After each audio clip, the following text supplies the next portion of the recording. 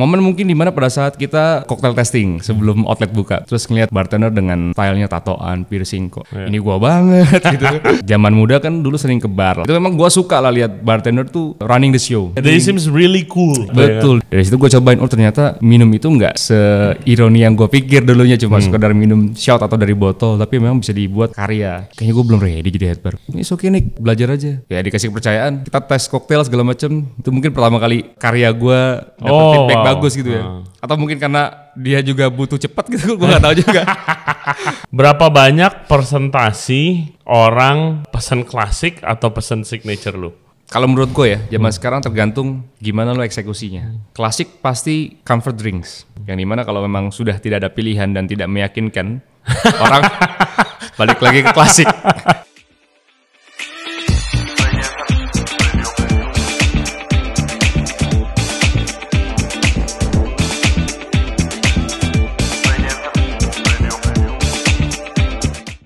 Guys, gua mau kasih tahu kalian kalau Ray Jensen Radio Podcast lagi kolaborasi dengan Tofin yang baru aja launching aplikasinya Tofin App. Aplikasi F&B pertama dengan 7 fitur unggulan yang pastinya bisa membantu kalian untuk menjalani bisnis F&B kalian menjadi lebih mudah, lebih murah, dan efisien. Nah, buat kalian yang mau belanja mesin kopi, gelato, kitchen equipment, ataupun ingredients apapun, kalian bisa belanja di Tofin App. Dan bisa pakai kode referral dari gua, RJR Tofin, RJRTOFFIN. Kalian bisa dapetin diskon sebesar 2,5%. Lumayan banget apalagi kalau lagi setup bisnis baru. Syarat dan ketentuan berlaku. Jangan lupa download Tofin App di App Store dan juga di Play Store. Hello everybody, thank you very much for tuning in to Ray Jensen Radio Podcast. Kali ini ada obrolan tentang koktail bersama Nico Idam Khalid. Dia adalah head bartender dan juga co-founder dari koktail bar terbaru di Jakarta Selatan, Between the Sips. Koktailnya enak-enak, you guys should check it out. Nah, menariknya Nico ini sebelumnya adalah seorang server, bahkan pernah jadi wine supervisor. Posisinya udah tinggi di salah satu restoran terkenal juga di Jakarta, tapi dia korbanin itu semua mulai lagi dari nol karena saking pengennya jadi bartender. Berarti itu bukan jabatan aja yang turun, tapi gaji dan juga penghasilan pasti beda jauh dari seorang supervisor. Nah, kita akan ngomongin bagaimana pengorbanan dia dan perjuangan dia selama ini itu akhirnya membuahkan hasil, bisa jadi co-founder atau punya bar juga di daerah Prime di Jakarta Selatan. Seperti biasa, jangan lupa subscribe di Ray Jensen Radio Podcast di YouTube, Spotify, and all other podcast platform. Juga follow kita di Instagram dan di TikTok di Ray Jensen Radio. And please welcome Nico Idam Khalid. Enjoy the show. Oke guys, kita mau ngasih tahu Ray Jensen Radio Podcast lagi kolaborasi dengan Tofin yang baru aja launching aplikasi terbarunya Tofin App. Aplikasi F&B pertama dengan 7 fitur unggulan yang bisa pastinya membuat kalian menjalankan bisnis F&B kalian dengan lebih mudah, lebih murah, dan lebih efisien. Selain itu, di Ray Jensen Radio Podcast, kita kalau ngopi pakai mesinnya yang canggih. Victoria Arduino Eagle One dari Tofin dan gridernya Eagle One Prima. Kalau kalian lagi nyari mesin kopi, bahan-bahan minuman ataupun alat dapur bisa langsung ke Tofin App, dan juga ada promo kode dari Ray Jensen Radio, kodenya RJR Tofin, bisa dapat diskon di sana. Download Tofin App sekarang di Play Store dan juga di App Store. Oke. Hai Nick. Hello. Welcome. Thank you. Ini berapa kali gara-gara baru buka bakmi. Biasanya kita sore men kalau ngundang bartender atau mixologis karena lebih enak kan pulangnya kan pagi. Iya, ini sekarang pagi bro. Cheers man. Cheers. Apa nih, kita minum apa nih? Hari ini kita minum premix cocktail dari salah satu R&D, last R&D kita di Between the Sips. Nice. Gua taste and smell cinnamon, spice. Yes, true. Jadi it's a whiskey base, bourbon base, terus kita combine with almond liquor. Tapi almond liquornya kita smoke with mesoi and cinnamon. Nah, ini mesoi itu lagi ada di mana-mana loh, di koktail dan juga beberapa di makanan. Di food ya. Apa sih kayu mesoi itu? Mesoi sebenarnya kan kind of cinnamon ya, kayak cinnamon family. Sejenis kayu manis berarti betul, ya? Sejenis kayu manis. Cuma memang hanya tumbuh di daerah tertentu. Dan kenapa mungkin banyak ada di koktail saat ini? Mungkin karena aroma yang cukup beda dengan cinnamon. Ya. Dan apa bedanya? Jadi aromanya lebih rich and lebih kompleks. Oke. Jadi selain di makanan dan minuman, bahkan sampai di aromaterapi juga. Ya. Dan gue pun pakai mesoi itu bukan cuma untuk di ingredients, tapi kadang gue bakar, terus gue taruh di satu wadah dan untuk aromaterapi. Oke. Ya, kayak bener-bener Dari good Indonesia sense. kan? Indonesia.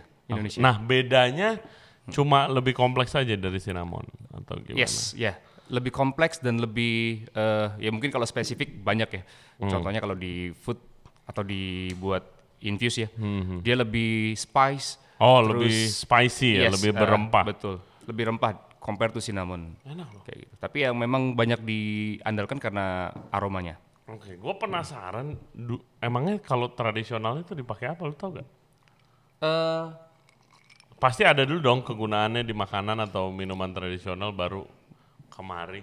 Iya, tentunya pasti ada. Cuma gue belum Coba guys, sejauh itu. komen di Iya. bawah apaan Iya, kegunaan mesoi sebelum zaman sekarang nih dipakai sama mixologi sama chef-chef Jakarta Selatan nih banyak. Pastinya pakai. untuk medicine lah. Iya. Untuk ya rempah-rempah. yang Jamu dimana- mungkin. Ya jamu Iya. salah satunya betul. Oke, guys, Niko Idam Khalid dia kalau yang belum kenal dia adalah co-founder dari cocktail bar salah satu yang terbaru lah ya di Jakarta, Between the Sips namanya, yang ada di Jalan Suryo, ya kan? Iya, iya. Udah buka berapa lama? Baru banget, masih baby. Masih baby. Baru 3 bulan. Gue udah beberapa kali ke sana, enak koktailnya of Thank course. you, Re. Yang gue inget tuh gue minum apa UB Negroni. UB Boulevardier, UB Boulevardier, Yes, sorry, yes, UB Boulevardier. Sama Strawberries Cigarettes. Strawberry Cigarettes itu favorit gue di sana. Itu enak banget tuh guys. Recommended ke Between the Sips. Nih gue berdasarkan research, lu tuh kerja di bar yang oke-oke banget brandnya, ya kan? Yes, Lu pernah betul, di betul. Union Brasserie. Ya kita udah tahu Union sampai sekarang Betul. barnya top semua. Baru buka Betul. juga tuh Modern House.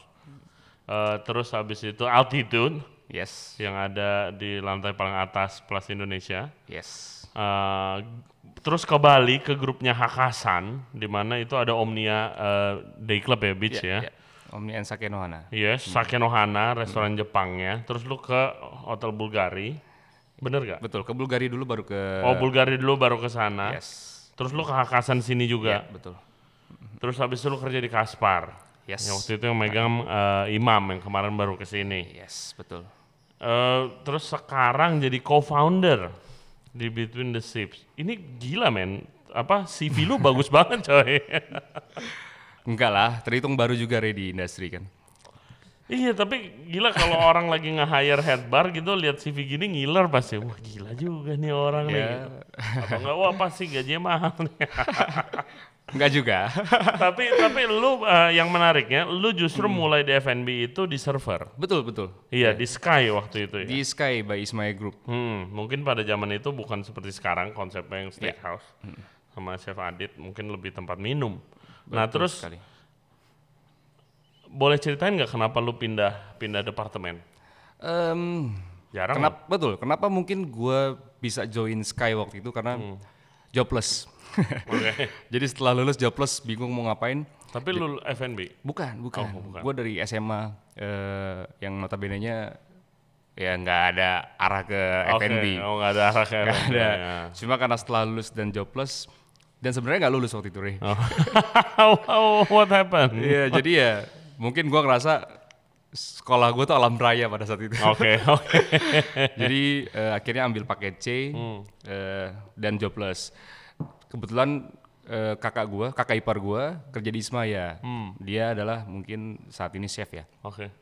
Terus dia bilang, passion lo apa? Hobi lo apa? Gue bilang gambar. Iya. Terus yaudah deh, lo mending kerja dulu aja. Karena waktu itu gue pengen kuliah di IKJ. Oke lo. Dreamnya itu dulu. Iya, lo kerja dulu aja supaya lo tahu cari duit itu kayak gimana.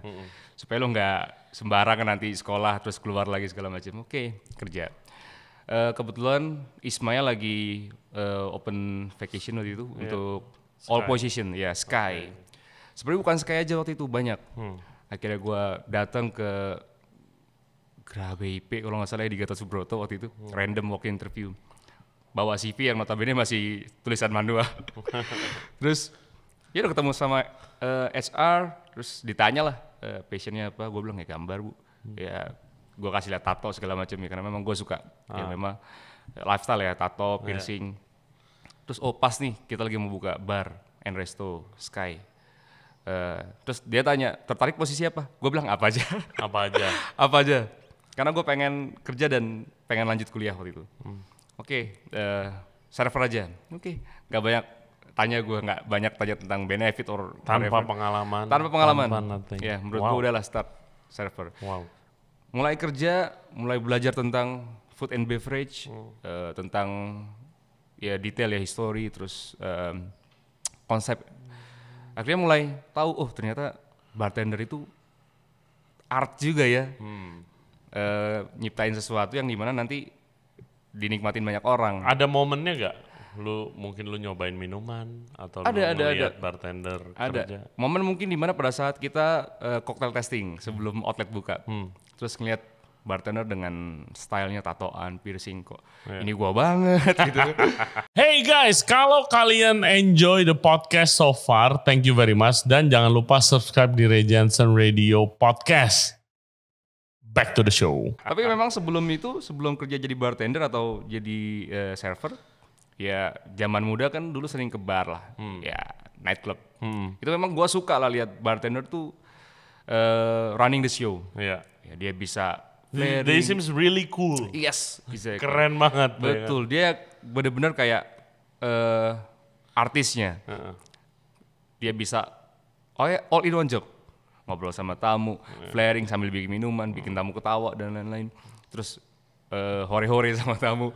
Gue mungkin lihat di sisi itunya gitu kayak, oke, ternyata sekarang gue di dunia ini, di dunia F&B, dan gue lihat langsung bartender bikin minuman yang dimana, gue akan cobain nih. Dari situ gue cobain, ternyata minum itu nggak seironi yang gue pikir dulunya cuma sekedar minum shot atau dari botol, tapi memang bisa dibuat karya. Dari situ makin nambah tuh keinginan gue untuk jadi bartender. Ya udah, coba buat cross training, ngomong sama bar manajernya, Pak boleh nggak gue belajar di bar? Ya udah bantu aja dulu. Kalau cross training tuh, gue di perusahaan restoran gue ataupun di bar itu belum pernah ngelakuin cross training. Tapi nunggu sampai posisinya ada yang kosong baru bisa bantu-bantu, apa lu langsung dikasih ya udah lu coba aja. Berarti kan posisi lu yang sekarang servernya kosong dong. Nggak semudah itu sebenarnya. Oh ya. Jadi, makanya itu. Iya, ya pasti banyak penolakan. Lo belum siap, lo belum ini, server belum bisa dilepas. Tapi waktu itu Sky butuh wine sommelier atau wine butler. Iya. Terus gue pikir, gue kayaknya harus ke wine dulu deh. Entry-nya itu ya? Iya, karena menurut gue kan itu masih di lingkup beverage dan gue bisa belajar at least wine atau mungkin gue start dari bisa interaksi sama tamu, ngebawa produk kayak gitu-gitu. Akhirnya gue coba apply nih di posisi wine sommelier di company yang sama. Akhirnya dikasih tes basic knowledge, masuk langsung pindah posisi. I see. Tapi I think it's menurut gua jadi wine butler atau ya kalau mau dibilang sommelier kan harus ada sertifikasi betul, itu kan. Tapi kalau mau jadi wine butler, basically ya pelayan pramusaji wine lah, khusus wine. Itu kalau nanti abis itu pindah ke bartender itu bagus, good way to start. Tempat yang sangat bagus sih mulai karena lu kalau mau jadi wine, lu aset lu cuma pengetahuan lu kan. Lu belum tentu nih wine harganya 2 juta nih. Belum tentu lu dikasih coba. Betul. Tapi lu harus jual gitu. Yang lu bisa lakukan adalah research dan baca. Setuju. Iya kan, di mana buset kok dunia koktail dan dunia alkohol sejarahnya panjang banget. Bahannya menurut gue jauh lebih banyak daripada di kitchen. Kalau menurut gue jauh lebih banyak gitu. Dan aset lu adalah pengetahuan lu dan pengalaman lu untuk ngasih tahu sama tamu, which is jualan kan. Iya. Lu setuju gak? Setuju. Bahkan Kiki Mocha dari wine waktu itu. Oh iya. Iya, Kiki Mocha tuh dari wine butler juga. Terus waktu itu kita sempat bikin podcast sama dia. Waktu itu ada sponsor kita lagi wine.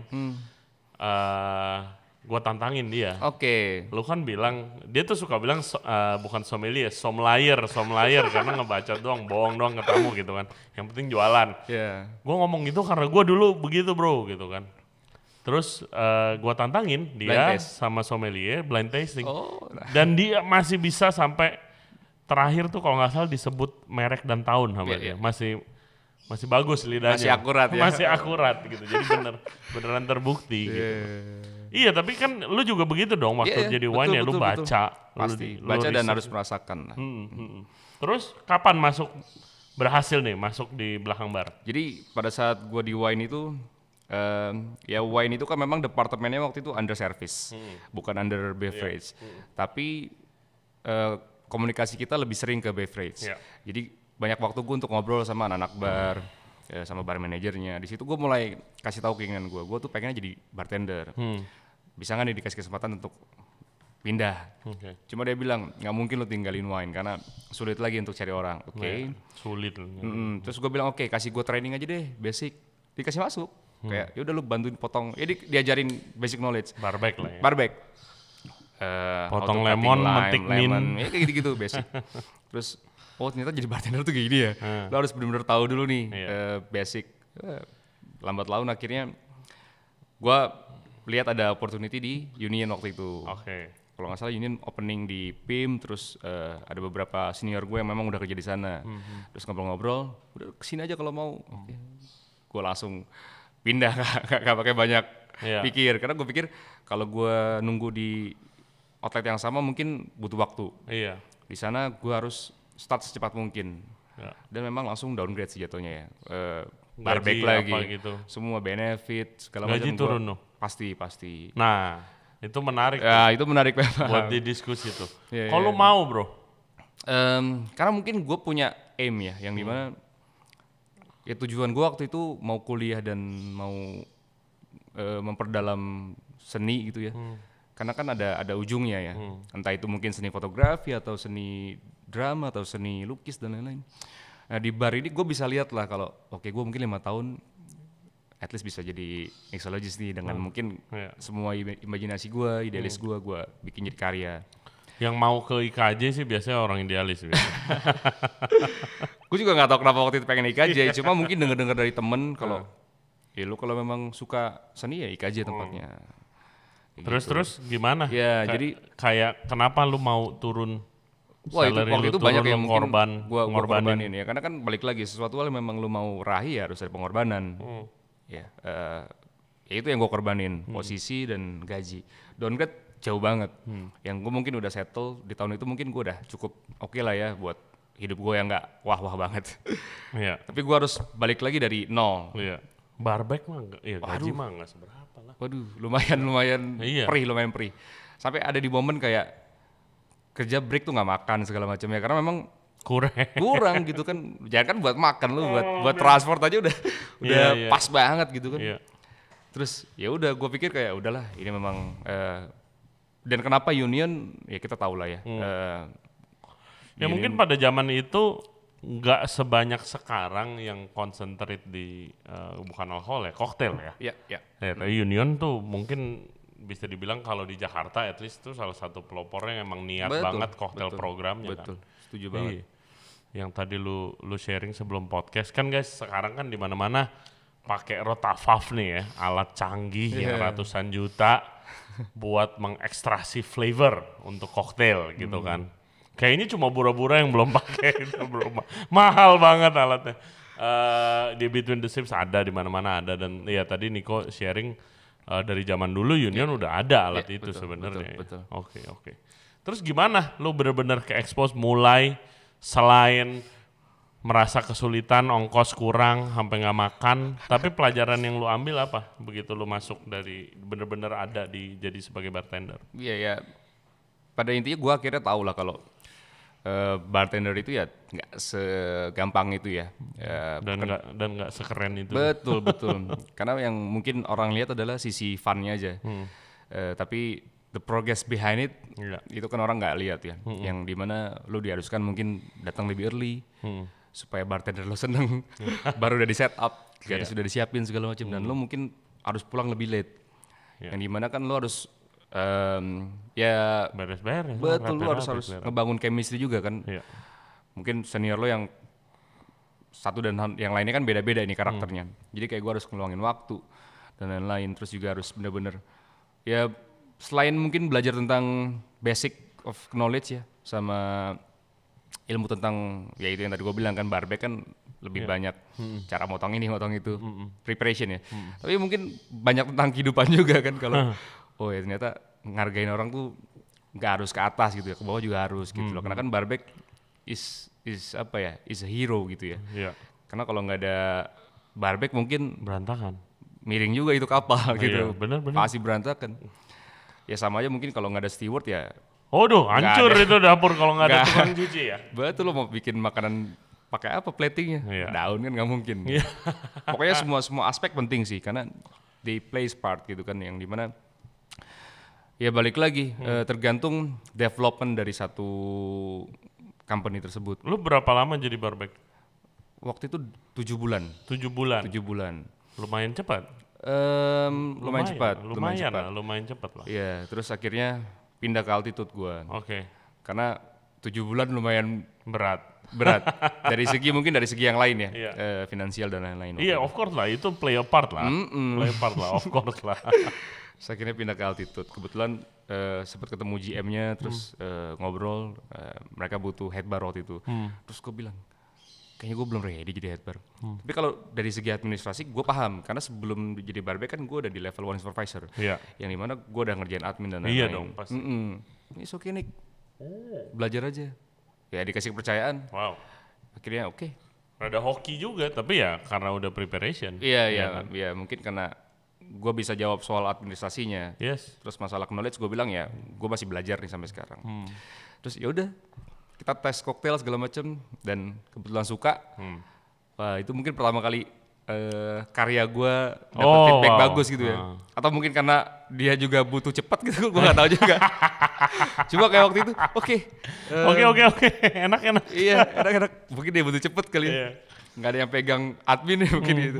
Ya akhirnya dari situ gue asah tentang. Gimana tuh rasanya pas di-appreciate tuh pasti? Iya kayak, wih, gue makin terus belajar ya tentang klasik, tentang how to create your own cocktails. Coba kasih tips ke listener kita mungkin tertarik mau terjun ke industri bar karena kurang orang, sebar banyak banget buka. Banget. Bartender kurang, seluruh F&B kurang orang. Kasih tips gimana belajar the classics. Iya. Terus habis itu history lu belajarnya gimana metodenya?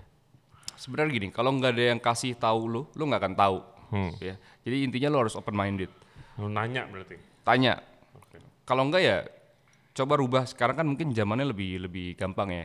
Kita tahu lah sosial media dan lain-lain, internet semua. Tapi pada nggak bisa bahasa Inggris bro. Betul. Internet lu cari sejarahnya vodka. Iya, semua artikel bahasa Inggris. Bahasa Inggris, tapi kan ada juga Wikipedia Indonesia. Atau mungkin lu tinggal copy paste ke translate. Oke. Ya, tapi ya sebenarnya niatnya aja sih. Lu niat kan nih mau belajar, karena kan yang kita tahu kan sampai saat ini kita kekurangan SDM. Iya. Ya, walaupun ada tapi mentalnya nggak jadi. Kekurangan SDM tunggu diralat. Kekurangan SDM yang komit Iya, dan betul. bagus. Betul, setuju. Itu karena mungkin ya gampangnya akses, jadi buat dia akhirnya lupa juga apa yang harus dia tekunin, apa yang harus dia pelajarin. Kalau zaman dulu kan, kalau gue dengar dari senior juga ya, mereka harus tanya ke satu dan lainnya. Contoh, histori klasik koktail A, dia harus validasi nih, ke A bener nggak nih, ke B bener nggak. Resepnya kan beda-beda setiap orang, walaupun itu klasik ya. Ada perbedaan mungkin quantity of milli dan lain-lain. Kalau sekarang kan gampang banget, ada media. Oh lihat di Instagram aja tuh koktail udah keren-keren. Iya, cuma kan memang karena sudah terlalu terlena aja menurut gua sih. Dan nggak ada niat untuk belajar. Jadi dia pengen jadi bartender, tapi nggak pengen luangin waktunya untuk belajar. Iya, apakah sekarang lu udah punya bar sendiri di Between the Sips? Apakah lu ada, ini gue tanyain juga ke Imam, apakah lu ada sesi mungkin sebelum buka, berapa lama, setengah jam mungkin kayak setiap seminggu sekali, nih kita hari ini topiknya ini ya, atau gimana? Lu ada metode itu Ada ngedidik? Pasti ada. Jadi sebenarnya kita bilang refreshment training. Either itu classic cocktails atau metodologi atau mungkin tentang service dan banyak hal. Jadi pada saat briefing itu kita selalu luangin waktu lah untuk training. Contoh refreshment klasik cocktail. Yang namanya bartender atau chef kan pasti lu percaya kan. Pada saat ada intuisi bilang, oke, lu harus bahas nih. Karena pasti malam ini ada yang order. Dan it's happened gitu kan. Jadi gue langsung kayak oke, kita bahas klasik. A to Z. Most common, let's say 3 lah kita pilih. Itu kita bahas secara teori supaya kita satuin dulu nih quantity of milinya. Method, history mungkin ya plus point. Tapi ya balik lagi, semua orang kan nggak bisa di-push buat menghafal. Tapi at least buat menyatukan resipi dan standar ya itu harus. Karena mungkin banyak dari tempat punya standarisasi yang berbeda. Jadi tujuannya briefing dan gua buat recipe Bible ya mungkin gue sebutnya klasik, yaitu dari our standard gitu loh. Jadi sebelum briefing pasti ada pembahasan tentang. Iya, dan harus standarnya itu loh. Kadang dulu gue dikasih input sama bartender senior, gue lupa siapa. Terus kayak, Ri coba aja kalau lu mau ngetes bartender lu ada berapa. Di Pura-Pura kan ada 3, cuma 3. Terus kayak coba aja seluruh bikin Negroni barengan. Terus lu coba, pasti rasanya beda. Setuju. Ya benar juga, abis itu gue tes waktu itu kayak, oh iya beda ya, slightly lebih bitter mungkin, slightly lebih sweet, gitu segala macam. Ya tergantung milihnya standarnya yang mana abis itu kan. Setuju banget. Mungkin dia lihat dari internet, atau mungkin dia ngantongin resipi dari tempat lamanya, dan lain-lain. Atau yang satu ngikutin standar dari kita. Nggak ketemu kalau memang nggak dibuat satu halaman gitu. Betul. Harus ada tuh guys, resipi Bible. Nah, gimana caranya lu bisa dapat kesempatan untuk buka bar sendiri? Gimana tuh ceritanya? Wah, panjang ya ceritanya. Jadi mungkin 5-6 tahun yang lalu gue mulai beraniin diri untuk coba handle konsultansi. Ya, jadi ada opportunity untuk gue handle, terus ya dari nol lah ya. Gue setup segala macam. Karena memang gue hampir semua tempat kerja gue itu pre-opening. Jadi gue tau lah. Buka gimana. Startnya dari mana. Pada saat itu ada satu klien yang butuh untuk dibantu barnya di daerah Semarang. Oke, gue start. Ya udah, gue setup bar, listing glassware equipment, cocktails, menu dan lain-lain ya. Oke, berhasil berlanjut sampai beberapa outlet. Dari situ gue berpikir kayaknya gue bisa deh bikin memang punya gue sendiri gitu loh, brand gue sendiri. Ya entah nanti budgetnya gue funding atau coba cari partner. Oke lah, mulai terbesit lah ya seenggaknya. Ngomong lah waktu itu sama beberapa temen, salah satunya Imam. Jadi which is you're one of your mentor. Yes, betul. Kita lagi ngerokok lah waktu itu sebenarnya. Terus gue ngomong lah, gue pengen nih buka bar sendiri. Gitu. Terus kebetulan dia juga punya visi yang sama. Boleh, ya kita satuin aja. Ya udah. Ya sampai saat inilah. Jadi dari yang biasanya gue cuma lempar projection ke klien, ini gue lemparnya ke partner dan investor dari segi konsep, projection sales dan lain-lain. Gitu. Apakah Between the Sips itu kayak 100% yang lu ada di otak lu waktu lu gue kalau punya cocktail bar sendiri gue mau begini nih gitu. Apakah kayak gitu kejadian? Enggak juga sih ya, karena kan dalam proses itu pasti ada yang namanya improvisasi atau mungkin input dari partner atau mungkin dari temen. Ya pastinya gue ngikutin, gue dengerin juga lah ya. Kayak dari persepsi gue tuh, yang kita ngobrol ini juga waktu kita pertama kali kenalan di sana. Bentuk bar lu aja rada unik tuh kan. Nggak seperti bar biasanya di Jakarta gitu. Ya kalau chef-chef tertentu memang gue kekeh dari awal. Kenapa sih? Kayak bentuknya apa? Persegi 6 sebenarnya. Bentuknya awalnya dari heksagon. Cuma kan nggak mungkin lu punya heksagon bar. Enggak lah, itu tempat lu harus gede banget kalau gitu itu. Kan. Ya setengahnya lah, trapesium lah. Iya, kalau heksagon itu kan berarti base-nya island bar kan. Cuma lu bikin sisi aja. Cuma gue pikir kayaknya investmentnya nggak sebesar itu nih. Dan terlalu besar. dari segi tempat yang lo butuh. Akhirnya gue coba twist lah dari gambar-gambar itu. Ya balik lagi gambar-gambar iseng aja. Ini gimana ya? From shape dari hexagon ini gue buat jadi satu bar. Akhirnya gue coba flip. Jadi kayak terbentuk dari dua sisi hexagon yang menyatu atau inverted hexagon. Jadi di mana bagian luarnya itu kita tujukan untuk tamu duduk di bar, bagian dalamnya bartender. Jadi kenapa namanya Between the Sips? Karena we are in everybody and we are surrounded by everybody who sips in the art of the glass gitu kan. I see. Jadi ya awalnya dari situ bar shape gitu. Cobain guys ke Between the Sips. Ketemu Nico. Nongkrong. Sekarang gue mau nanya tentang signature drink. Iya. Sebagai di mana-mana cocktail bar, even yang bukan cocktail bar, restoran yang ada barnya aja pasti punya. Iya. Signature drink ada mungkin 3 sampai 5 ya kan. Tapi cocktail bar kan pasti lebih banyak. Betul. Bagaimana proses lu untuk membuat signature drink? Kita bilang satu karya lah ya. Yes. Mungkin sama juga kayak yang udah lo lakuin juga ya, Ri, dan chef lainnya dan mungkin bartender lainnya. Ini gue tambah ya. Silakan, gue bantu. Ri. Oh, waduh, terima kasih. Gue bantu. Enak loh, nggak terlalu manis juga. Very nice. Terima kasih. Oke. Gimana men proses lo? Wah, prosesnya mungkin ya tentunya gue selalu percaya sama hal yang natural. Yang dimana pada saat lu mungkin lihat sesuatu dan lu menarik, ya udah itu yang akhirnya gue jadiin bahan. Ada contoh nggak? Contoh itu deh. Ubi Boulevardier. Yes. Ya, Boulevardier kan very klasik nih. Klasik betul. Jadi ya kan. Tunggu. Negroni tapi pakai whisky. Bener yes, betul ya. Negroni family. Tahu sedikit lah guys. Ya. Terus. Jadi kenapa namanya gue tetap pakai Ubi Boulevardier karena kan DNA-nya klasik. Ya. Jadi waktu itu sempat kita belanja langsung ke pasar segala macam dan pada akhirnya balik lagi ke Grand Lucky. Wah, toko inspirasi seluruh restoran Jaksel. Balik lagi ke sana, lihat-lihat barang, terus lihat ada satu tempat yang lumayan nih ngantri nih, ini apaan ya? Berdampingan dengan kantin gitu kan, makanan sajinya. Terus gue lihat ubi bakar Cilembu nih. Oke. Terus gue bilang, wah ini sebenarnya di luar banyak nih.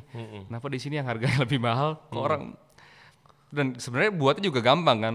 Dari ubi Cilembu itu lu tinggal bakar aja. Jadi gitu kan. Memang orang dulu kan dijadiin itu untuk makanan jadul lah. Iya, untuk sarapan mungkin untuk snacknya. Untuk temen ngopi. Terus ya gue coba. Memang gak ada bedanya tapi gue pikir kayaknya nih banyak peminatnya deh. Dan unik juga nih kalau gue buat jadi koktail gitu. Pertama mungkin dari aroma dan flavornya yang beda, yang ya lu nggak pernah lah dapat koktail rasa ubi gitu kan. Terus ya itu satu contoh. Terus mungkin contoh lainnya dari lagu mungkin. Lagu? Iya, lagu itu mungkin jadi salah satu inspirasi gue juga. Oke. Pertama mungkin dari lagu apa? Ya kalau di menunya Between the Sips kan ada High and Dry. High and Dry, oke. Ya, lagunya Radiohead. Yes. Terus Comfortably Numb, itu lagunya Pink Floyd. Oke. Jadi memang berdasarkan dari apa yang gue suka dulu nih. Nah, udah pasti dong. Iya, entah lagu, entah makanan, entah cerita mungkin. Cerita mungkin kayak hobi gue juga, gue suka naik gunung. Terus ada satu koktail yang gue namain Mahameru. Naik Mahameru, itu kayak melambangkan pada saat lu di Mahameru. Apa aja isinya tuh? Itu whiskey, infused peanut butter di redistill, terus kopi, tapi kopinya di brew tidak menggunakan air, tapi pakai fresh pineapple juice. It's cold brew gitu. Jadi kopi kan minuman basic pada saat lu di gunung. Pasti. Kayak gitu. Terus peanut butter ya itu sarapan hari-hari lu di gunung gitu, pakai roti segala macam. Jadi ya dari situlah sebenarnya inspirasi. It's endless sih. Iya. Amazed selalu gue kayak dengan signature drink kayak ya karena gue masih belajar banget ya. Kayak gila lu nge-brew kopi pakai pineapple juice. Iya. Bisa juga bisa ya. Juga, gitu. Bisa banget. Lu mau bikin hot atau mau bikin cold brew bisa banget. Berapa banyak persentasi orang pesan klasik atau pesan signature lu? Oke. Ini kalau menurut gue ya, zaman sekarang tergantung gimana lo eksekusinya. Klasik pasti comfort drinks. Ya. Yang dimana kalau memang sudah tidak ada pilihan dan tidak meyakinkan, orang balik lagi ke klasik. Iya. Tidak meyakinkan. Oke. Iya, balik lagi ke klasik pasti. Karena mereka berpikir, oke, klasik adalah klasik recipe. Yes. Ya, semua bartender pasti bisa bikin klasik. Harusnya. Iya. tapi kalau mungkin lo ke cocktail bar, ya di situ kan memang sudah ada standar pada saat lo menyampaikan pesan atau lo mendescribe art dari menu tersebut, entah dari ingredients-nya atau cerita di belakang itu. Jadi gimana kita ngedrive mindset customer dulu nih. Pada saat lo datang ke satu tempat, oke, klasik, of course, we have classic A to Z, or even bespoke gitu. Tapi signatures, ya ini poinnya, ini yang membedakan pada saat lo ke tempat lain dan ke tempat ini. Karyanya yang membedakan. Iya, Gitu. iya, harus meyakini. Gue tapi pernah loh, sekali doang pengalaman gue. Gue ke cocktail bar di Bali, bukan di Jakarta. Ya udah, gue abis minum beberapa signature drinknya, terus abis itu gue pengen ke klasik, gue minta old fashion. Di bar itu nggak ada yang tahu bro. Old fashion? Yes. Gue sampai kayak, ini mas, old fashion mas. Gue sampai Google dulu. Ini jauh sebelum Bora-Bora gitu. Gue nggak tahu resepnya. Gue Google dulu. Ini loh mas. Ini. Terus saya coba bikin. Wah berantakan. Nggak tahu gitu klasik. Masih ada gak di Jakarta yang nggak tahu klasik bartender? Kalau common klasik cocktail harusnya udah pada tahu ya. Tapi kalau mungkin yang apa aja sih klasik-klasik koktail yang lu harus tahu luar kepala sebagai seorang bartender? Pertanyaannya bagus. Tapi mungkin jawabnya harus sesuai dengan market analysis ya. Apa yang mungkin market needs gitu kan. Ya contoh, Negroni udah pasti. Old fashion, terus martini. Refreshing drinks mungkin mojito, daiquiri. Caipirinha, Capirosca, terus mungkin pre-prohibition era seperti Manhattan, terus Boulevardier ya salah satunya. Itu kan common ya, memang itu udah cold drink deh. Lo nggak tanpa harus explain, orang udah tahu. Itu udah dia pernah minum itu. Tapi mungkin yang forgotten classic cocktail itu kan banyak banget. Banyak banget dan ya itu kayak gue suka Moscow Mule, Moscow Mule ya.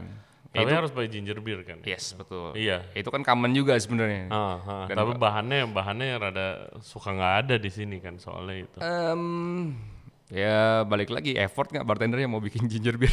Nah itu dia. Kalau ada pasti gue pesan sih. Kalau ada pasti gue pesan. Sebenarnya sih ya balik lagi ke effortnya ya. Dia mau nggak serve Moscow Mule di barnya. Kan banyak juga bartender yang malas bikin minuman tertentu. Contohnya Long Island. Itu banyak banget bartender yang udah malas bikin Long Island. Gua nggak tahu kenapa. Atau mungkin Ramos Gin Fizz. Mungkin karena prosesnya. Gin Fizz? Ramos Gin Fizz. Apa itu? Bisa dibilang kan Fizz salah satu kategori klasik yang memang tercatat di bukunya jadi Thomas Protocol, jadi Thomas Book ya. Terus ya ingredientnya kan gin base, egg white, cream, terus orange flower water. Jadi yang gimana cream dan egg white-nya itu kan dibuat sampai jadi foam yang benar-benar firm. Ya. Dan itu kan butuh waktu, effort dan butuh tenaga untuk nge-shake dan untuk resting dulu foamnya supaya settle. Ya coba deh. Ramos Gin Fizz. Ramos Gin Fizz. Pasti bartender langsung mekrut tuh jidat. Saya disuruh Niko. Tesnya katanya begitu. Lo ada bartender atau cocktail bar yang lo ngefans banget gak sih di luar? Di luar ya. Banyak sih sebenarnya. Yang mungkin banyak dari elemen Between the Sips itu gue ambil juga lah contohnya. Iya kan gue jadiin inspirasi. Contohnya dari bar chef ini nih, itu dari Thayer Elementary di London. Bartendernya Alex Latina dan Monica Berg. Dia pertama kali mengusung bar station yang memang sesuai sama style dan desainnya mereka. Jadi bar itu nggak ada lagi yang menghadap ke tamu. Jadi saling menghadap ke bartender. Jadi shape-nya kotak di tengah dan station walk-nya itu menurut gue unik. Bar kan biasanya cuma ada ice bean, speed track, ya sing dan lain-lain ya. Dia buat hexagon itu jadi bar station, ice di hexagon shape, ada botol juga segala macam, dan menurut gue gila unik banget ini. Ini yang menurut gue inovasi dan ini yang menurut gue art gitu loh. Nah dari situ gue pengen banget nih transform si hexagon shape ini jadi identity juga buat gue. Nah, akhirnya kalau gue ambil secara utuh hexagon, ya di mana letak inovasinya gitu loh. Kayak gue nggak jadi orang yang kreatif aja. Akhirnya gue coba pelan-pelan gimana ya caranya, dan masuk juga nih ke pasar gitu ya. Dengan cara gue flip si shape tersebut, ternyata jadi hal yang unik juga dan jadi hal yang menguntungkan juga buat bar shape gitu ya. Dengan panjang bar yang cuma 5 meter, kalau lo buat straight bar itu cuma jadi pendek. 8 sampai 10 capacity, maksimum 10. Iya, makanya itu loh unik banget. Gue kepikiran gila lu bisa tempatin lebih banyak orang. Betul, itu bisa 20 sampai 25 maksimum. Lo bayangin ada 25 orang di depan bar lo. Itu lo nggak usah repot-repot lagi udah kayak. Dan lu bisa serve dari bar ya, dari dalam bar. Betul. Makanya gue terinspirasi banget loh itu nih. Gue kayak ini bisa muat lebih banyak nih. Muat lebih banyak, betul. Sebenarnya kan kalau dari shape banyak lah yang bisa kita buat ya. Contoh curve. Kalau di cocktail club kan agak curve. Betul. Itu kalau lu buat straight aja kehitung juga. Pada saat dibuat curve ada yang dimana di sisi luar, ada di sisi dalam. Jadi lebih banyak gitu loh. Gue yakin pasti banyak yang terinspirasi dari Between the Shapes gantian. Mudah-mudahan. Bagus loh guys. Jadi kalau dari bisnis point of view aja, kalau mungkin ada business owner yang dengerin, karena lu lebih bisa dudukin banyak orang. Setuju. Ya kan, terus jadi lebih happening aja. Jadi bar lu lebih banyak orang yang duduk situ. Jadi pada saat lu bisa tampung orang banyak di bar counter tanpa berdiri ya.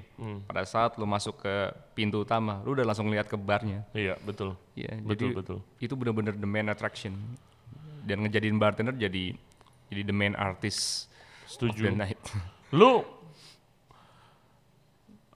kan ada perubahan tren koktail nih. Kita tadi di sebelum podcast sudah ngomongin dikit yang dimana sekarang kalau dari segi looks-nya juga dan mungkin garnish-nya itu lebih simple. Looks-nya. Kalau gua berdasarkan research aja sih, sepengetahuan gua yang very limited soal industri alkohol, itu kayak banyak koktail Japanese style gitu, bentuknya very simple, gitu kelihatannya. Bikinnya ribetnya setengah mati, tapi looks-nya mah simple gitu kan. Di mana yang sebelumnya mungkin zamannya lebih ke flaring kan di Jakarta gitu. Lu lebih enjoy yang mana dari lu zaman lu kerja terus ada pergantian? Jadi seperti ini, lebih produk fokus ya kalau gue melihatnya. Lu lebih suka yang mana? Ya eranya kan kalau kita lihat di Indo lah ya, sebelum eksperimental ini kan ada yang namanya mungkin disco cocktail ya. Di zaman pada saat Illusion, Long Island. Gue pertama kali minum zaman itu tuh. Illusion, Blue Lagoon, Blue Lagoon, sama Long Island. Pink Lady, bahkan sampai Flaming ya.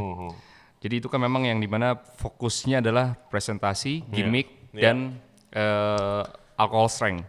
Flaming, ya itu tuh Flaming. Namanya juga kan disco cocktail. Lo minum sekali, joget. Kadang kalau nggak bener nuangnya atau nggak bener minumnya sedotan lu sampai leleh-leleh dikit gitu masih gue minum. Tapi kan mulai ya ada beberapa tokoh yang ngebuat koktail itu akhirnya jadi sampai sekarang lah di Indo ya. Yang dimana trennya masuk ke Indo. Ya kalau kita lihat beberapa bartender yang kerja di luar, ya mereka salah satu pioneernya juga. Kalau di Indo ya udah pasti Mocha, and the Gang. Mungkin gua nggak bisa sebut namanya satu sama lain karena ya terlalu banyak. Tapi ya mereka orang yang mungkin ngebuat tren itu berubah. Dan kita sebagai generasi muda lah ya, kita melihat itu sesuatu hal yang memang harus diterusin. Karena memang juga banyak dari customers yang memang mereka selalu minum mungkin di luar negeri. Dia udah ngedapatin sesuatu hal yang advance. Tapi pada saat mereka balik lagi ke Indo, kok lucu ya minumannya yang diminum Long Island lagi. Itu lagi. Sebenarnya nggak ada salahnya. Cuma itulah tren. Kalau yang gue pelajarin itulah tren. Di mana kenapa banyak banget sekarang di Indo atau di Jakarta terutama cocktail bar yang ngarahnya ke tren luar. Karena memang ya market butuh. Yeah. Mereka Something new aja kayaknya. betul, mereka bisa minum sesuatu hal yang ada value-nya di kotanya sendiri tanpa harus spend ke luar negeri ya. Berarti banget buat mereka. Dan banyak dari mereka sudah mulai appreciate tentang cocktail, tentang flavor, tentang proses dan lain-lain. Iya. Kayak gitu. Gue kemarin kebetulan di Bura-Bura, gue dapet ini satu geng berdelapan lah, gitu berdelapan. Terus gue lagi di dalam, lagi duduk. Tapi karena ya Bura-Bura cuma buat 8 sampai 10 orang, jadi ya gue harus pergi. Kayak mas ada buat 8 orang terus head bar gue si Adri langsung liatin gue gitu kan, ya kayak pergi lu kok gitu kan. Gue kayak oh iya udah gue cabut deh. Terus gue pas-pasan sama tamunya terus kayak bilang, oh nggak apa-apa kalau nggak ada kita di luar. Gue bilang nggak apa-apa. Gue bilang ini tempat gue, kalian enjoy aja. Gue cabut terus mereka bilang kayak nggak apa-apa nggak usah. Gue bilang ya udah gue nggak cabut. Gue jadi di belakang bar gue nungguin aja gitu. Terus akhirnya ngobrol sama geng itu.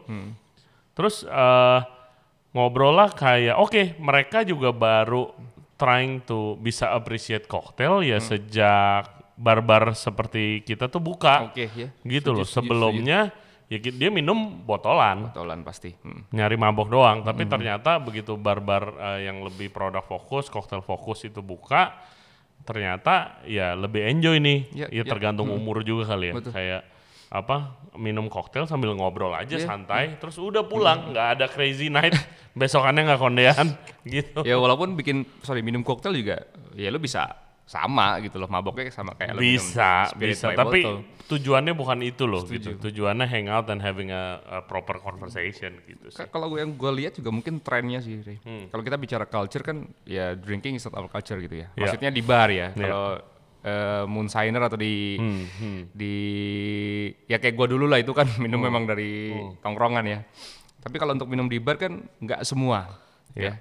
Jadi mungkin gua bilangnya tren. Yang dimana pada saat ada satu orang minum Negroni dan yang lainnya ngeliatin kayak apa sih Negroni? Itu kan jadi tren ya. Anjir keren ya dia minum Negroni gitu loh. Terus akhirnya dia mulai explore lagi nih. Oh gua minum martini sekarang. Apa tuh martini? Orang mulai kayak akhirnya teman-temannya yang mungkin belum pernah minum ngeliatnya keren gitu loh. Jadi kayak itu bener, gue juga begitu kok. Gue lagi di bar sama temen gue waktu itu. Ya waktu zaman trennya Negroni lah. Iya. Negroni. gue inget lu minum apaan? Ntar lu coba lah. Oh ya enak juga. Nah gue kehook dari situ dan mungkin rasanya pas kali ya. Sedikit manis, sedikit pahit gitu kan. Cocok sama market kita. Ya, sekarang udah semuanya, betul. Yang semuanya. Dari minumnya Baileys, tiba-tiba sekarang ordernya Negroni. Baileys. Yang gue belum masuk tuh sampai sekarang dari pertama gue nyoba itu martini men. Gue belum bisa enjoy sih. Belum bisa enjoy. Banyak gak sih yang pesen itu? Banyak banget. Kayak sepet and pahit menurut gue rasanya. Banyak juga sekarang dari market ya, itu nilai satu bar dari klasik koktail, either martini atau mungkin Negroni atau mungkin Old Fashioned. Jadi dia nilai dulu nih, dia nggak akan coba signature. Orang soto ya bro, itu bro. Ya tapi ya gue appreciate ya, mungkin dia udah coba martini di luar atau klasik koktail di luar, terus dia mau compare ke bar yang memang dikunjungin di Jakarta atau dimanapun. Fair enough. Balik lagi ya, kita sebagai pelaku bisnis tersebut ya lu harus benar-benar ready. Lu kayak kalau di bar tuh gimana sih persentasenya? Karena martini, bahannya apa aja coba? Oke, martini klasik kan gin base ya. Terus dry vermouth. Gin and dry vermouth. Sampai olive. Either olive atau zest atau lemon ya. Iya, oke. Emangnya bisa sebeda apa sih enak-enakannya, kan bahannya cuma segitu doang dan betul. Apa yang membedakannya? Itulah the art of ingredients gitu kan. Sama mungkin tepatnya dari segi brand vodka atau gin yang lo pakai itu kan beda. Iya, beda brand, flavor. beda rasa, beda flavor. Terus vermouthnya juga, apalagi vermouth yang dimana itu kan aromatized wine.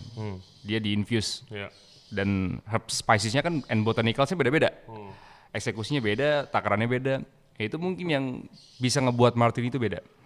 Sama balik lagi sama final touch-nya. The way how the bartender stir cocktail or shake dan lain-lain, proses. Nah dari situ aja udah ketahuan nih, yang dimana kalau mungkin bartendernya stirnya over, to diluted. Kalau stir over ya tuh diluted. Ya, atau mungkin stirnya kurang, terlalu harsh. Terlalu hard. Ya, emang harus bener-bener. Oh makanya itu dinilai klasik yang bahannya pasti mirip-mirip ya, berarti itu lagi dites kejagoan bartendernya. Betul. Kayak contoh sekarang Negroni ya. Banyak banget kan yang bilang, oh Negroni terlalu manis. Dulu doyan lu, ya kan? Kalau kita lihat dari segi Minum klasik recipe, itu kan equal part antara gin, sweet vermouth, dan Campari. Pada saat kita coba pakai equal part di Jakarta, bar lo dibilang gak enak. Karena apa pahit? Karena terlalu manis. Oh terlalu manis kalau equal part? Betul. Balik lagi kan preference. Dan culture, lu biasa makan apa nih dari kecil? Iya. Makanan kita kan manis, cenderung ya. Pada saat lu dikasih minuman manis juga kan, gua nggak mengharapkan sesuatu hal yang manis. Dan mungkin dia udah dengar kalau Negroni itu bitter atau balance. Langsung mungkin bisa dicap bar lo nggak enak. Jadi aslinya, kita ngomongin aslinya nih, the classic. Itu emang manis mestinya. Gue nggak bilang manis ya, mungkin balance. Balance, oke. Ya. Tapi di sini kita lebih cenderung nggak suka yang terlalu manis. Jadi balik lagi, tergantung vermouth yang lo pakai. Apa? Pada saat vermouth lo mengandung banyak herb spices and botanicals, itu akan jauh lebih balance. Itu akan jauh lebih cenderung lah rasa herb spicesnya. Dan gin brandnya juga, kalau lo pakai London Dry, of course dia akan jauh lebih harsh, lebih strength. Tapi pada saat lo mungkin pakai other country gin, contoh Japanese, yang memang dia fokus ke flavor, aroma, lebih floral, yaitu akan cenderung lebih sweet nantinya. Dan Camparinya juga, ya mungkin gue juga bisa salah, tapi pada saat gue baca tentang Campari, ada perubahan resipi. Oke, Ya, dari Camparinya sendiri. Dari Camparinya sendiri, klasik resipi dan modern resipi beda. Contohnya dari penggunaan insect sebagai coloring. Iya dari serangga guys. Betul. Campari itu lu dari minum serangga tuh. Pasti nggak tahu. Dan sekarang pun kan beda. Campari yang beredar udah bukan lagi seperti Campari yang dulu. Tentunya, ya, jelas. Tentunya ada perbedaan dong. Oh iya. Ya, Tapi kan? apa sejauh itu gak? Pasti. Soalnya kan nggak ada yang minum Campari doang dong. Ya jarang. Di Indo masih jarang. Oh, iya. Tapi perbedaannya jelas. Oke. Perbedaannya jelas. Pada saat fresh ingredients diganti dengan mungkin artificial, Oh iya tentunya pasti, ada. Kalau seorang mixologis, kalau lagi minum apa sih? Apa aja yang ada di pikiran sih. What do you enjoy drinking? Kalau gue depends on the situation, occasion, and mood. Ya, itu baru gue bisa enjoy minuman. Tapi lu prefer drink cocktail atau just straight? Both. Cocktail of course, ya to start the night. Kalau adanya spirit, ya udah minum spirit. Okay. Jadi nggak harus punya spesifik gitu, nggak. What's the best tips atau advice lu bisa kasih ke listener kita nih buat yang lagi di industri bar? Ke bartender atau ke siapa nih? Anything. Mau Um, ke bartender boleh. Oke. Ya mungkin kalau advice enggak kali ya. Mungkin gue share tips aja ya. Kalau ke bartender, ya siapapun yang denger, entah senior atau junior bartender ya. Tapi tepatnya mungkin junior bartender, nggak mungkin gue ngomong ke senior bartender. Untuk para senior. Para senior. Tapi untuk junior bartender ya mungkin ya set your focus, terus gain your passion, sama jangan pernah komplain sih. Ya coba aja belajar buat diragukan dulu. Ya sampai lo akhirnya bisa diandelin gitu lah. Pada saat mungkin lo belajar untuk diraguin, nah di situ mungkin ada space buat lo belajar. Nice. Ya kan lo nggak mau juga kan diraguin dijadiin cadangan. Oh jangan dong. Iya kan, jadi ya makanya supaya lo nggak dijadiin cadangan, ya itu lo set goals lo mau kemana, aktif di community, mulai ikut kompetisi, dan banyak tanya. Itu aja. Sangat penting. Komunitas Iya. Karena wah di Indonesia ya koneksi itu penting banget. Banget, betul. Oke, cheers bro. Sebelum kita masuk ke Q&A nih. Cheers. Oke guys, Q&A. Untuk Nico, thank you very much for the questions guys. Keep them coming. Seperti biasa yang paling menarik kita tanyakan ke guest kita. Pertama dari Teddy Yagusta _ adakah pengalaman atau pelajaran tertentu selama berada di industri yang benar-benar mengubah cara pandang Nico terhadap profesi ini? Ya. Gimana? Ada kejadian nggak yang Pertanyaan mengubah yang persepsi lu? cukup bagus ya. Iya, deep juga pertanyaan. Mungkin pasti Teddy ya, gua kenal sih. Oke, lu Teddy. Ya jadi tentunya yang merubah perspektif ya, cara pandang, mungkin sampai ke pola hidup, bahkan ke personality sendiri ya banyak ya.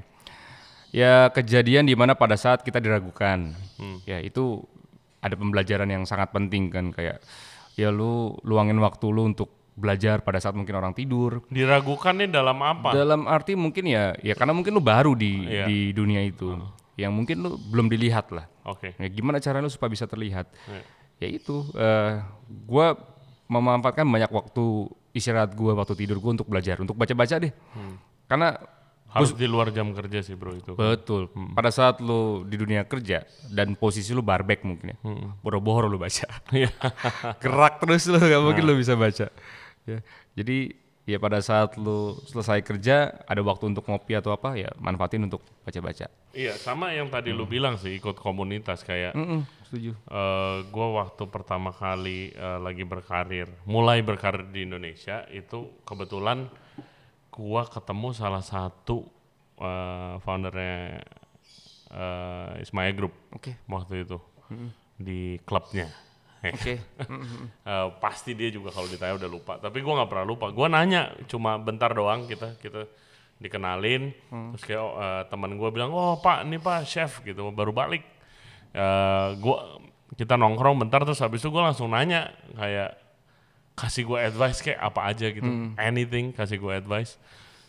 Karena gue pengen jadi kayak lu lah one day gitu. Terus dia bilang kayak ya kalau chef mah masak pasti bisa, pasti semua orang tuh bisa masak, tapi yang lu harus tahu koneksi itu penting di sini gitu kan. Jadi kalau lu diajak abis kerja nih lu capek, mungkin lu diajak nongkrong atau apa, lu ikut.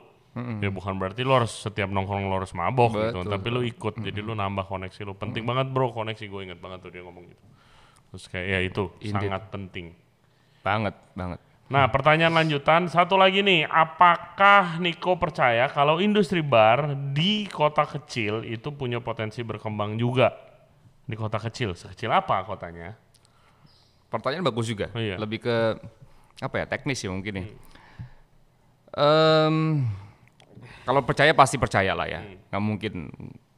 Karena kan kalau kita lihat dunia kopi, dulu pun kopi juga spesifik aja kan. Tapi sekarang berkembang di segala penjuru. Betul. Mau di daerah kecil, daerah besar. Betul. Bahkan ada coffee shop di dalam gang. Yang dia percaya kalau orang-orang di dalam gang itu bisa minum kopi gitu. Itu kan suatu kepercayaan. Optimistik lah. Ya sebenarnya kalau di daerah kecil balik lagi, harusnya ada research and development dulu nih. Kayak coba pelajarin dulu di sekitar. Ini udah ready belum kalau dibuat bar. Tapi ya jangan sampai terlalu early juga gitu. Takutnya ngebakar uang segala macam kalau memang lo mau buka usaha bar. Betul. Yang apa? Kalau dari gua, ya lu kota kecilnya di mana dulu nih? Tergantung. Karena kalau kota-kota yang bukan kota-kota metropolitan seperti Jakarta gitu, itu pengaruh budayanya kan masih kental banget. Jangan sampai mengganggu budaya orang lain gitu loh. Kalau emang di kota itu emang bar aja nggak ada, terus lu buka bar pertama, nah itu rada cari masalah tuh sebenarnya gitu kan. Tergantung daerahnya juga, tapi potensi mah tetap ada. Apalagi kalau daerahnya atau kotanya mau kecil mau gede itu emang punya liquor atau punya spirit yang dari sana gitu kan. Betul. Itu potensinya gede tuh. Betul. Gitu. Lihat aja Bali. Iya. Sekarang bar udah seperti apa kerennya dengan araknya gitu ya. Oke, pertanyaan kedua dari Yuda _ Pamelo. Semiliter apa sih dulu waktu lu di bar didikannya? Ya lu kerja di tempat-tempat yang oke dan gue yakin pada keras ini. Ya pastilah, pasti. Ya kalau dibilang bergaya militer mungkin ya mendekati. Ya cukup keras ya. Salah satu contoh mungkin Ya pada saat mungkin lu nggak hafal satu resipi, lu push up. Itu kan sifat militer. Iya. Bukan dalam arti lu kena fisik ya. Iya. Tapi ya push up itu kan menggambarkan gila ya gue kerja disuruh push up. Pada saat gue nggak hafal ya itu militer. Paling parah lu diapain men sama senior lu? Mungkin waktu jadi barback awal-awal. Sebenarnya gimana ya? Gue mungkin waktu itu terus berusaha buat pada saat gue jadi barback itu kan gue sudah sempat di posisi mungkin supervisor ya, superior level. Jadi gue tahu lah gimana caranya kerja. Maksudnya nggak sampai. Oh iya, lu udah kerja duluan betul. ya, lu udah jadi supervisor, lu turun lagi. Ya jangan sampai kayak lu dimaki-maki segala macem. Ya, jadi gue udah antisipasi lah. Oke. Tapi ya hal apa ya mungkin nggak pernah gue bisa lupain ya itu push up. Terus dilempar ice. Dilempar aja. Ya karena mungkin ice-nya waktu itu kan ada di mana kita cutting ice sendiri kan, ice shape-nya berantakan, itu dilempar ice segala macam ya normal sih sebenarnya. Jadi balik lagi pada saat lu mungkin menormalkan hal-hal tersebut itu terkesan biasa aja. Iya. Ya bagus buat ngelatih mental. Jadi jangan sampai dilebih-lebihin juga gitu hal-hal militer seperti yang tadi gue sebut. Betul. Takutnya orang jadi malah takut kerja di Betul, bar. jangan Karena berlebihan. takutnya malah ngerasa ini gue takutnya nanti ditatar segala macam. Enggak, lu nggak akan ditatar kalau lu Nggak salah. Nggak salah, betul. Lu akan dikasih jalan pada saat lu bener dan lu akan di-develop. Iya, Itulah. itu yang penting sih, Iya, betul. di develop. Gue ingat dulu waktu gue kerja jadi corporate chef, gue kan ngurusin makanan, ada nih ngurusin minuman. Wah, rada lucu sih dia kalau untuk hukumannya ya. Kalau push up tuh nggak, udah biasa banget lah kalau push up gitu.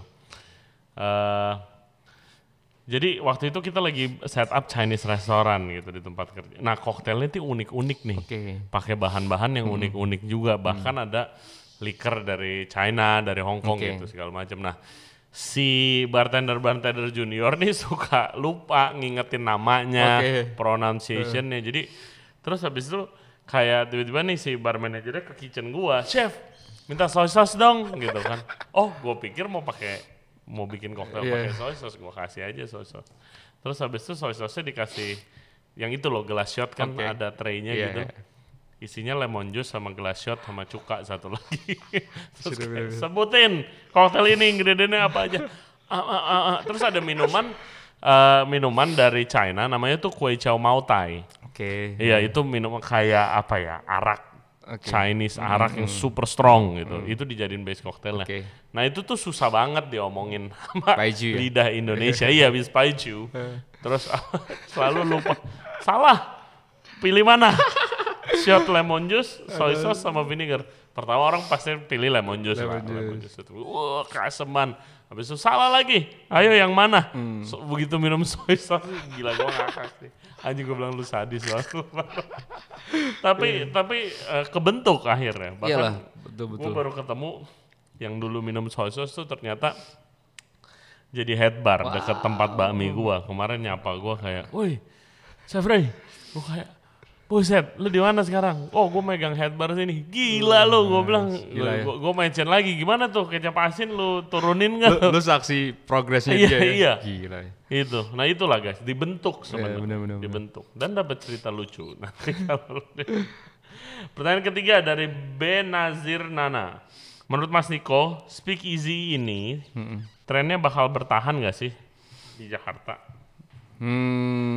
Kalau speakeasy kayak lebih spesifik ya. Kalau di Jakarta kan sekarang lebih ke mungkin ya cocktail place. Tempat orang tuh datang ke bar bukan mau nyari bandnya siapa, musiknya apa. Bukan mau mengecilkan part itu ya, tapi banyak orang juga yang pengen ngelepas penatnya itu dengan cara cuma ngobrol sama temennya, sama bartender, minum 1, 2, 3 gelas koktail. Banyak banget sekarang kayak gitu. Jadi menurut gue itu satu opportunity yang berangkat dari keluhan. Ya pada saat ada keluhan berarti ini terus akan sustain nih. Balik lagi, lu bisa konsisten nggak? Ya kan gue juga terhitung baru. Ya semoga kita bisa konsisten. Dan speakeasy ya balik lagi itu kan konsep yang dimana memang lu mengkamuflas fasad supaya tidak ngumpet-ngumpet supaya tidak terlihat. Itu konsep kan. Tapi kalau kayak koktail bar yang ada di Jakarta sekarang, ada beberapa speakeasy, ada beberapa cuma ya udah lu nggak pasang sign, lu nggak pasang logo dimanapun.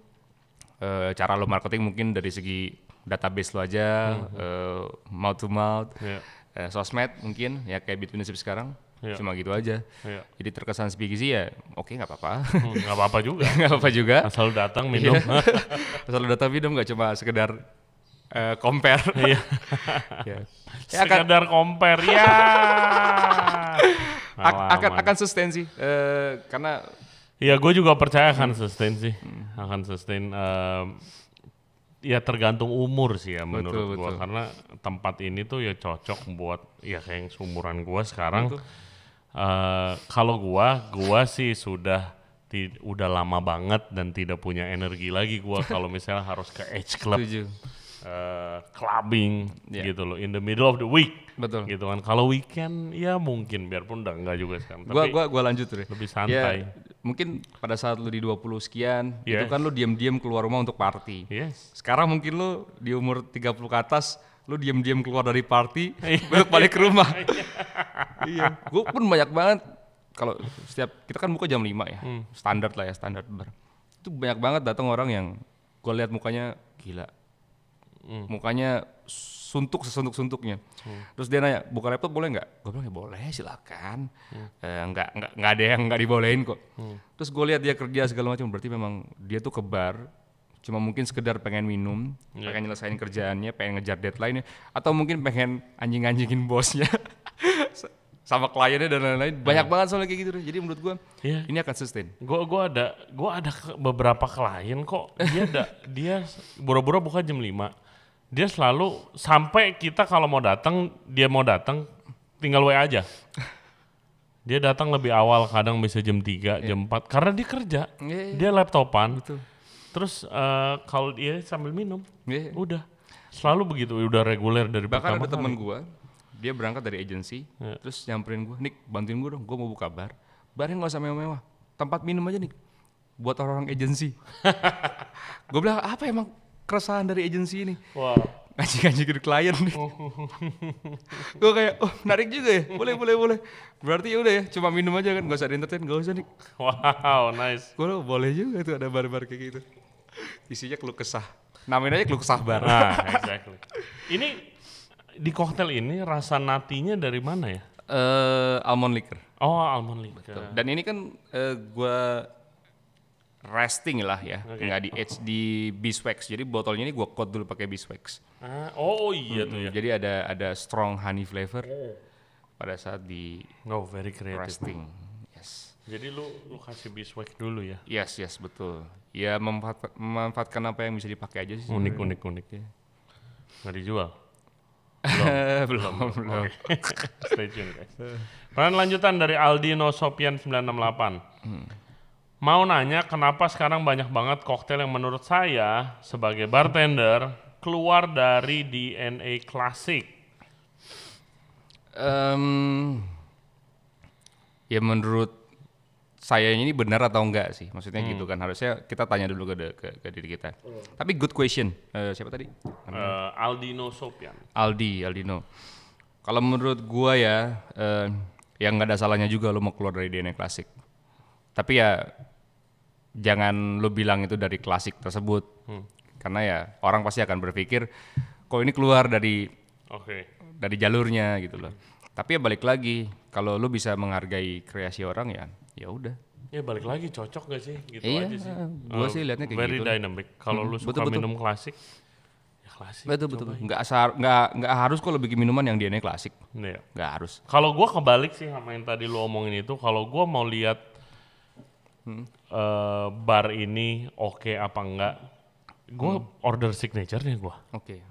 Ya, Kalau gua order signature-nya, gua bisa lihat stylenya gimana. Ya dalam persepsi gua ya. Ya habis itu kalau mau lanjut klasik ya silakan minum klasik, atau lu dapat minuman favorit baru gitu kan. Oke, pertanyaan terakhir nih dari Avia GHZ 8436. Bang, lebih utama edukasi ke pembeli tentang rasa minuman atau ingredients terbaik buat minumannya? Saya penjual es jumbo 3.000-an pengen naik level. Mungkin bikin es jumbo screwdriver pakai vodka sama orange juice. Boleh. Mengedukasi ya. Mengedukasi pembeli tentang rasa.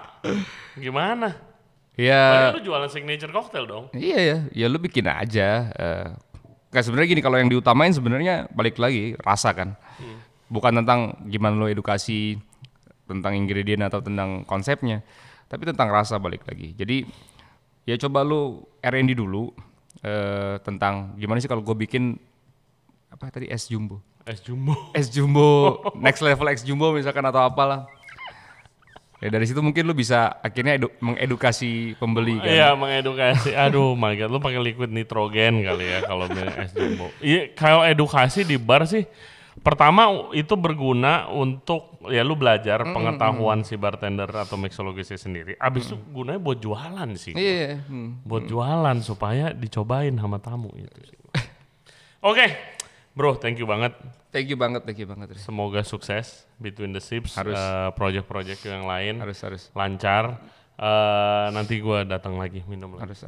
Tapi gue mau sharing sedikit juga tentang balik lagi, mungkin pertanyaan tadi ada yang mau gue sampaikan lagi sedikit tentang bartender muda atau siapapun yang mungkin lagi pengen start di dunia apapun itulah. Let's go. Menurut gue sih ya pada saat lo set the goals, itu percaya aja lu manifest that shit lah kalau lu bisa achieve apapun yang udah lu pikirin.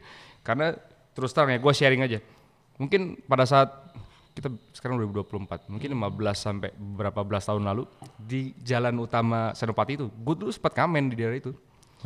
Tapi bukan untuk cari kesenangan aja sebenarnya. Sama teman ada saksi temen gue. Kita tuh pulang sekolah kalau nggak salah SMP kayaknya. Zamannya punk waktu itu kan, dengerin Rancid dan lain-lain. Terus coba yuk iseng-iseng yuk. Sebenarnya mau bergaul aja kan sama mau lihat dunia sekitar. Di jalan itu tuh gue ngamen dan jatuh guling-guling. Gimana duit receh gue tuh berserakan. Tapi sekarang balik lagi karena ya gue bisa kerja di daerah situ gitu loh. Ya mungkin gue bikin konsep sendiri dan lain-lain. Tapi balik lagi itu karena goal yang udah gue set dari awal gitu kan.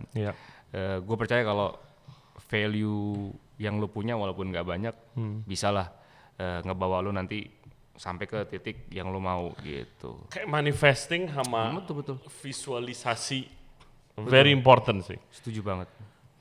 Apapun yang gua punya sekarang ini, itu semuanya gua visualize. Oh, harus. Semuanya. Gua bikin kayak apa ya, kayak di Canva gitu, bikin gambar-gambarnya.